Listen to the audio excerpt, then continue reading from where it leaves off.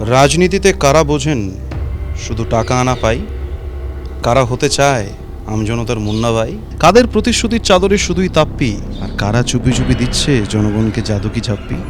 সাবধান, এবার কিন্তু জনগণ সমস্ত কিছু পরখ করে নিচ্ছে। একটা বৃষ্টি পড়ুক দাদা, হাঁটু পর্যন্ত এখানে জল হয়ে যায়। কিচ্ছু নেই, এভরিথিং ইজ গন। কলকারখানার দিকে একটু নজর দেওয়া উচিত। চাকরি বাকরির তো একটা সমস্যা রয়েছে। মানুষ ঠিক করে যে কে জিতবে কে হারবে, মানুষের ওপরেই আমরা নির্ভর করি। উনি বুঝতে পেরেছেন যে শুভেন্দু অধিকারী বড় ভোট থেকে এখানে জিততে চলেছে। সাধারণ মানুষের অভিজ্ঞতা ভোটে প্রতিফলিত করাটা আমাদের চ্যালেঞ্জ এবারে নির্বাচনে হবে।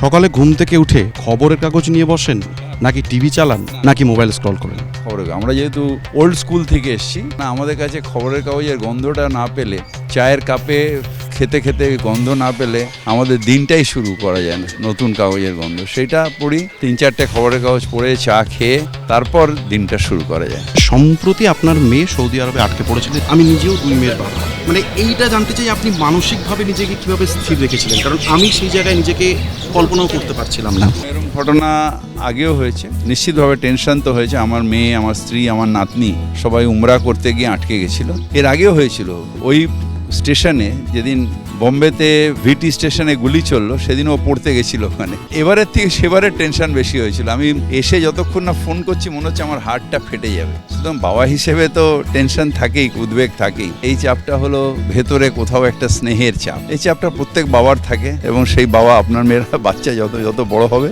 থাকবে। আপনি মেয়র, সারাক্ষণ এই বৃষ্টি বন্যা, এই হচ্ছে না ওখানে, এই হচ্ছে না, এই যে এত সবের মাঝখানে কখনো বাড়ি ফিরে ক্লান্ত লাগে? মনে হয় একটু আড্ডা মারি, কখনো আড্ডা মারা হয় না? আড্ডা মারা হয়। আমার একটা ক্লাব আছে, চেতলা অগ্রণী ক্লাব। আমি রাত্রিরে যেখানেই থাকি আলটিমেটলি ক্লাবে গিয়ে পুরনো সব বন্ধু আছে, একদম পুরনো দিনের কথা যখনই চান্স পাই ক্লাবে যাই, ক্লাবে গিয়ে আড্ডা মারি। মানে আমাদের পাড়ার ক্লাব আছে। এত ব্যস্ততার মাঝখানেও সিনেমা, সিরিয়াল, সিরিজ বা নাটক দেখা হয়? হ্যাঁ দেখি। আমি শেষ কোনটা দেখেছেন? বর্ডার 2 দেখছিলাম রাত্রিবেলা, পুরোটা হয় না, 3-4বারে দেখছি।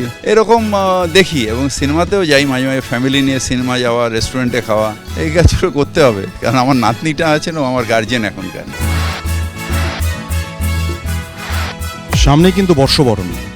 ভোজন রসিক বাঙালির ফুল কোর্স রসনা বিলাসের স্বাদ মিলিয়ে যেতে না যেতেই কিন্তু ফাইনাল রাউন্ডের বাঁশি বেজে যাবে মাঠে নামার জন্য। তবে ভোজন রসিক বাঙালির বাতে নানান স্বাদের পদের পাশাপাশি নানান ধরনের ইস্যুও কিন্তু সমানভাবে সাজানো আছে। আর নির্বাচনের আগে এই ইস্যুগুলোকে কেন্দ্র করেই উত্তেজনার পারদ কিন্তু বাড়ছে ধীরে ধীরে।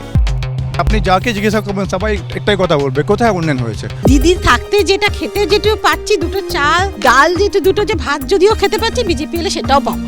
যা দিয়েছে অনেক দিয়েছে। পড়াশোনারও কোনো সুবিধা নেই, শুধু 1500 টাকা দিয়ে দিলে কাজকর্ম কোথায় যেতে আসবে। এবারে আপনাদের প্রার্থী তালিকায় তারকার চমক কমলো কেন? সোহম আছে, লাভলি আছে, তারকা তো আছে। তারকার প্রাধান্য থাকবে, অন্য কারোর থাকবে না, সেটা হতে পারে না। সব মিলিয়ে আমাদের প্রার্থী তালিকা সামঞ্জস্য আছে, এবং প্রায়োরিটি দেওয়া হয়েছে যে যেখানে জিততে পারবে সেই সিট তাকে দেওয়া হয়েছে। এবার পুরো পশ্চিমবাংলা দেখবে কি আমরা কিরকম ফাইট ওখানে দিচ্ছি। ভবানীপুর জুড়ে মুখ্যমন্ত্রী বিধানসভা কেন্দ্র হওয়া সত্ত্বেও বেহাল রাস্তা, কর্পোরেশন কোনো কাজ করে না।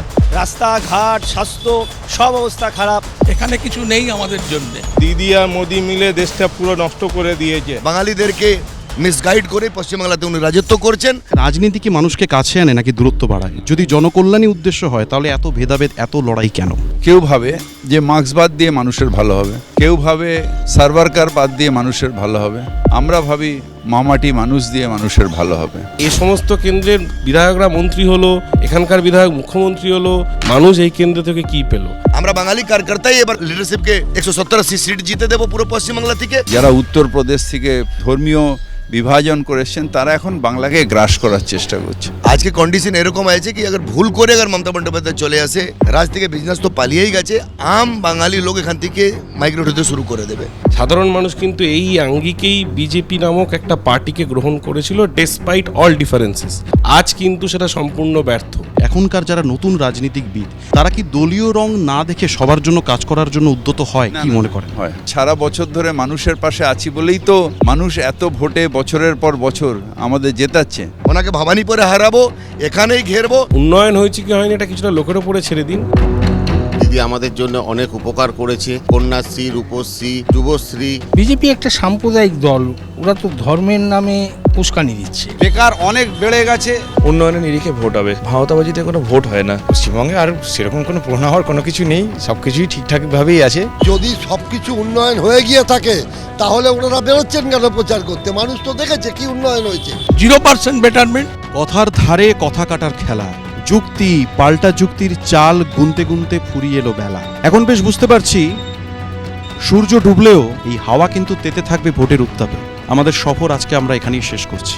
আপনারা দেখতে থাকুন তারকার চোখে তারকা কেন্দ্র, আর চোখ রাখুন এবিপি আনন্দ। এবিপি আনন্দ, এগিয়ে থাকে, এগিয়ে রাখে।